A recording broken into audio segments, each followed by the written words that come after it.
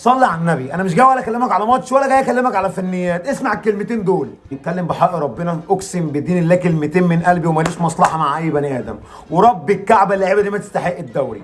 واحد هيقول لي ليه اللعيبه ديت ما تستحقش الدوري؟ عشان خاطر تعادلنا؟ لا يا عم، طول عمرنا بنتعادل وبنخسر وبنكسب. بس بص معايا كده على الجدول دوت يا اخويا، جدول الدوري. هتقول لي ايه المشكله؟ اقول لك صلي على النبي. شايف الزمالك في المركز الاول ازاي؟ اللعيبه ديت رايحه الماتش بتبقى واخده اوبر، بتبقى واخده اوبر مكنه، مفيش فلوس، وبرغم كده اللعيبه بتموت نفسها وبتلعب برجوله في المركز الاول. شايف بيراميدز اللي في المركز الثاني؟ هتقول لي ايه المشكله بقى؟ دول بيروحوا بطيارات. اقول لك فعلا معاهم فلوس بس مفيش جمهور. شايف بقى اللعيبه اللي في المركز الثالث ديت؟ جمهور وفلوس وكل حاجه في الدنيا متاحه لهم ومفيش كوره. اقسم بالله الواحد ما طالع زعلان عشان خاطر تعادل ولا خساره ولا مكسب ولا دوري. انا مش شايف كوره، مفيش كوره. يا راجل يا طيب ده مفيش لعيب بيعرق، يا راجل يا طيب ده مفيش لعيب عنده روح.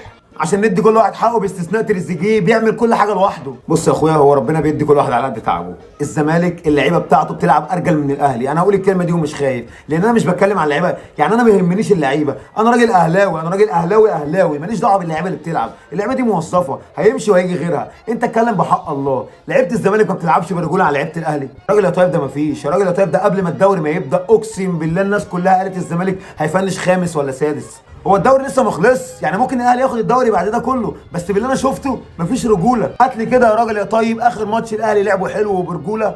اللعيبه اللي في الاول ديت ما بتقبضش وبتلعب برجوله، اللعيبه اللي في الثالث ديت بتقبض وبتلعب برجول فراخ. سلام.